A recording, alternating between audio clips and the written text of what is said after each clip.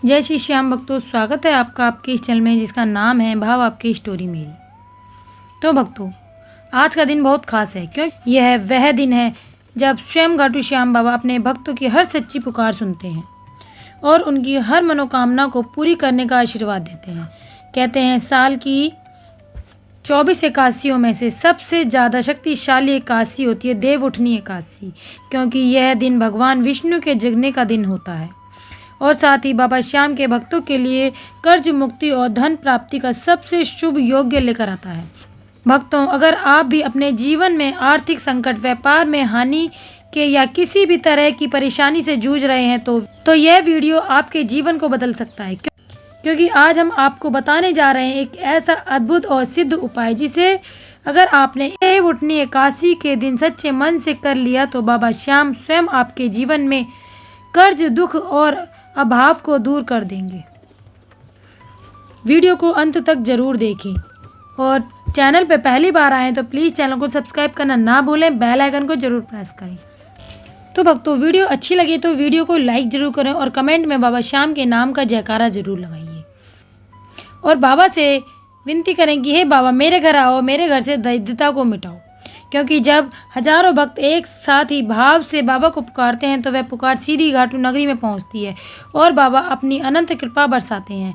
तो अब बात करते हैं उस पवित्र और चमत्कारिक विधि की जो आने वाली 1 नवंबर की देवउठनी एकादशी के दिन की जाएगी। यह एकादशी पूरे साल की सबसे बड़ी और शक्तिशाली एकादशी मानी जाती है, क्योंकि इस दिन किया गया एक छोटा सा उपाय भी जीवन के सबसे बड़े संकट को समाप्त कर देता है। अगर आपके ऊपर कर्ज का बोझ है, जीवन में आर्थिक परेशानी है, रुका हुआ धन नहीं मिल पा रहा है, घर में बरकत रुक गई है, तो यह देवउठनी एकादशी आपके लिए वरदान साबित होगी।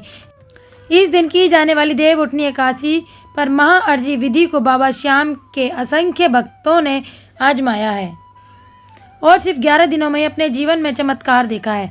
सुबह जल्दी उठिए, स्नान करके स्वच्छ वस्त्र धारण कीजिए और अपने घर के मंदिर को साफ कीजिए।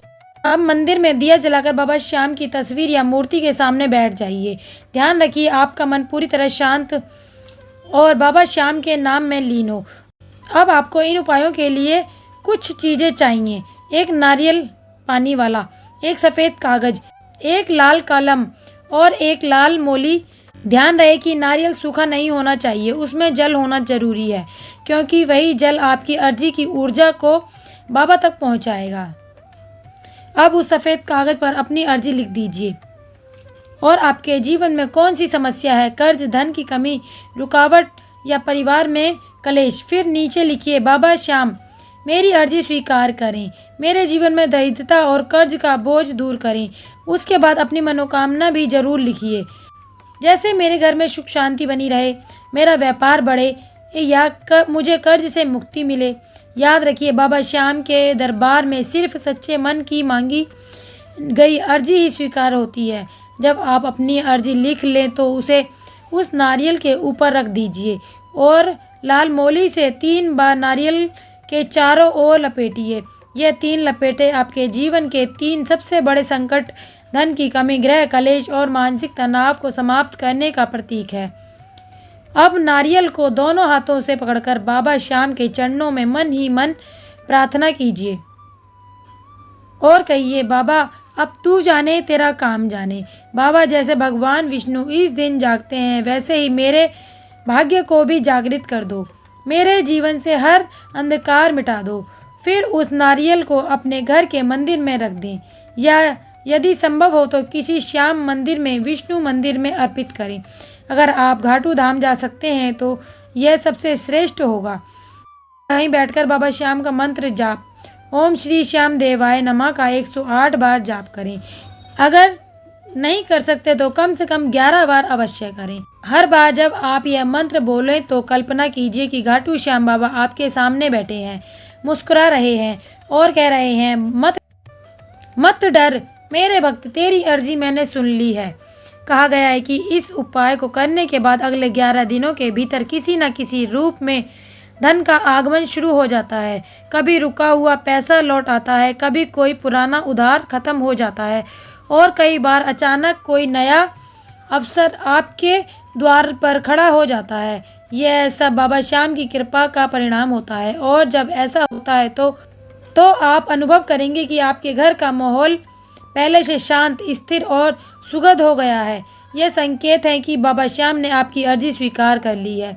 भक्तों, इस देव उठनी एकादशी पर बाबा श्याम को घी का दीपक और तुलसी का पत्ता अर्पित करना ना भूलें, क्योंकि तुलसी माता इस दिन भगवान विष्णु से विवाह करती है और यह विवाह बाबा श्याम के भक्तों के लिए समृद्धि और सुख का प्रतीक होता है।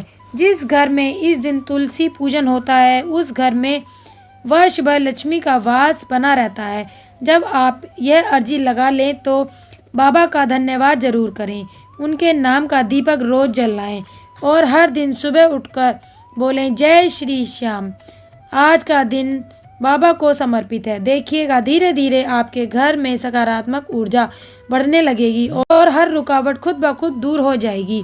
अगर आपके घर में अभी तक बाबा श्याम की तस्वीर नहीं है तो देव उठनी एकादशी पर आप बाबा श्याम की तस्वीर भी स्थापित कर सकते हैं। तब बाबा श्याम स्वयं अपने भक्तों की पुकार सुनते हैं। बस शर्त इतनी है कि आप श्रद्धा और विश्वास से अर्जी लगाएं। अगर आपने पहले भी कोई अर्जी लगाई हो तो बाबा ने आपकी पुकार सुनी है तो इस वीडियो के नीचे कमेंट जरूर करें। बाबा ने आपकी अर्जी कैसे स्वीकार की, क्योंकि आपका अनुभव किसी दूसरे भक्त के जीवन की नई शुरुआत बन सकता है। और अगर आप यह वीडियो किसी को शेयर करते हैं तो समझ लीजिए कि बाबा किसी के जीवन का अंधकार मिटाने जा रहे हैं। जब बाबा का नाम एक से अधिक लोग एक साथ लेते हैं तो ऊर्जा सीधी घाटू धाम तक पहुंचती है और वहां से कृपा के रूप में लौटती है। तो भक्तों, इस बार 1 नवंबर को देव उठनी एकादशी को यह पानी वाले नारियल वाली अर्जी विधि जरूर करें। विश्वास रखिए बाबा श्याम आपकी हर परेशानी को अपनी कृपा से मिटा देंगे। तो बोलिए जय श्री श्याम। तो अगर वीडियो अच्छी लगी हो तो प्लीज़ वीडियो को लाइक कीजिएगा, चैनल को सब्सक्राइब कीजिएगा और कमेंट में बाबा श्याम के नाम का जयकारा जरूर लगाइएगा। तो मिलते हैं अगली वीडियो में बाबा श्याम के अगले चमत्कार के साथ। तब तक के लिए जय श्री श्याम।